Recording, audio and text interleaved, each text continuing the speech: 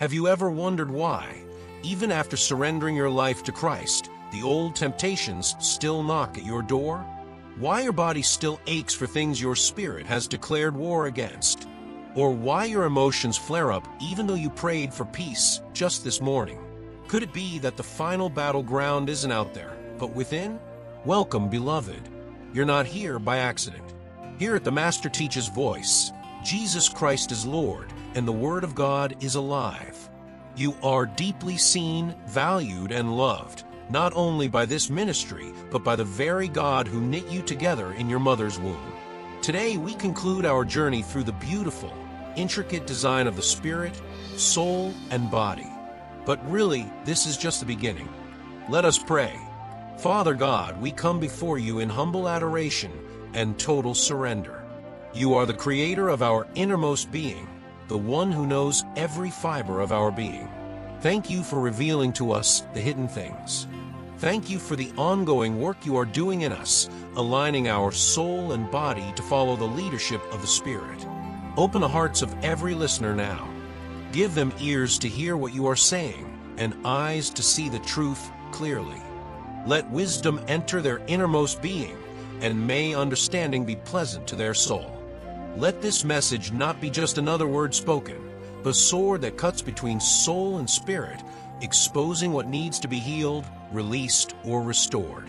Let revival begin in the inner man. In Jesus' mighty name we pray, amen.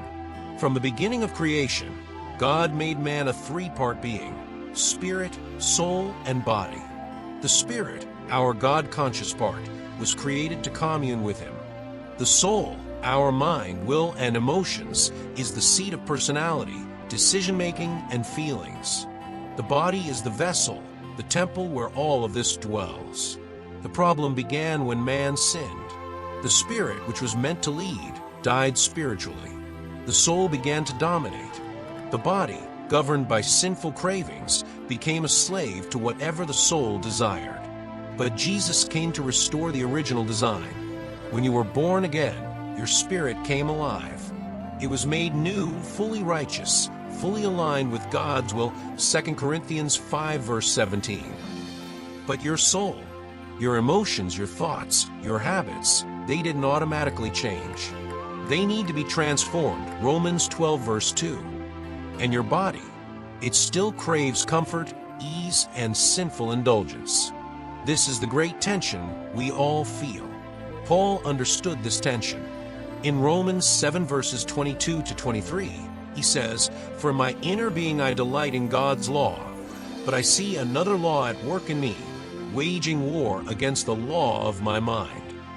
And yet, in Romans 8 verse 1 he declares, "There's now no condemnation for those who are in Christ Jesus." Why? Because he realized the key: walk in the Spirit, and you will not fulfill the lusts of the flesh, Galatians 5 verse 16. You see, when your spirit is surrendered to the Holy Spirit and takes its rightful place as the leader, your soul becomes subject to the Spirit's direction, and your body follows suit. But if the soul remains unrenewed, if it is dominated by pain, trauma, bitterness, or fear, it will continue to side with the flesh, and you will feel like you're losing a war God already gave you power to win. Let me tell you a real story. There was a woman, let's call her Maya, a faithful believer. She had been born again for years, loved God deeply, but still wrestled with depression and impulsive eating. She fasted, prayed, and still couldn't break free. One day, during a teaching on the spirit, soul, and body, something clicked. She realized she was feeding her spirit once a week at church, while feeding her soul and body every day through worldly entertainment, unchecked emotions, and negative self-talk. Her soul had more say than her spirit. The moment she began feeding her spirit daily, through the Word, worship, journaling, and praying in the Spirit, her soul slowly began to quiet down. Her emotions became subject to truth, not triggers. And her body? It aligned. That is what God wants for you. Let's make it practical. Here are 10 steps to bring your entire being into alignment with the Spirit. 1. Feed your spirit daily. Read the Word, not for knowledge, but for communion with the living God.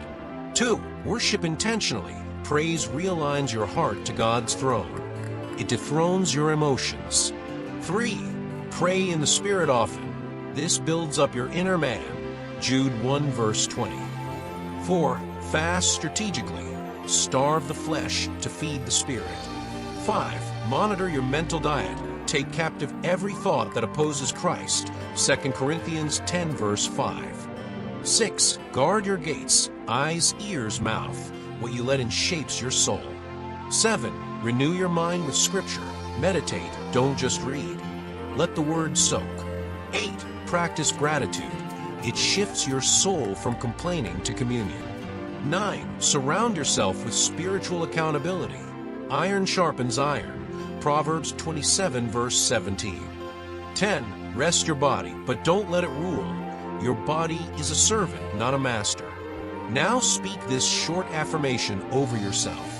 My spirit is alive in Christ. My soul is being renewed. My body is a temple of the Holy Spirit. I walk in dominion, not defeat. And declare this with faith. I am a three-part being created in the image of God. My spirit leads, my soul follows truth, and my body submits. I have victory through Jesus Christ, and I walk in divine order, power, and peace. Let me ask you, what part of you has been leading the charge? Is your spirit in charge? Or have your emotions been steering the wheel? This is your call to action. Surrender afresh today.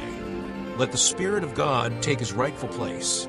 Invite Him to reign in your inner man, and let your soul be healed and renewed. Your body will follow. You don't have to keep living in inner chaos. There is peace. There is alignment. There is freedom. And it starts with the Holy Spirit. Let's close in prayer. Father, thank you for your faithfulness. Thank you for revealing the mystery of our design. We invite you now to bring alignment to our lives, spirit, soul, and body. Help us to walk not according to the flesh, but according to your Spirit. Heal the broken places in our soul, discipline our physical cravings, and strengthen our spirit with might. Let your word dwell richly within us and reshape our desires. We surrender our entire being to you. Teach us to live as overcomers, not by might or power, but by your Spirit. In Jesus' name, amen. And if you are listening and you've never surrendered your life to Jesus, this is your moment. Say this prayer from your heart. Lord Jesus, I believe you are the Son of God. I believe you died for my sins and rose again. I confess I've been living life my way, but today I turn to you. Forgive me, cleanse me, and fill me with your Spirit. Be my Lord and Savior. I give you my heart, my soul, and my body. Lead me from this day forward. In Jesus' name, amen. If you prayed that prayer, welcome to the family of God. I encourage you to find a church near you that teaches Jesus Christ as Lord and get rooted in the Word. Before you go, here's your reflection question. What daily habits can you start this week to ensure your spirit is leading your soul and body? Comment below. We'd love to hear from you.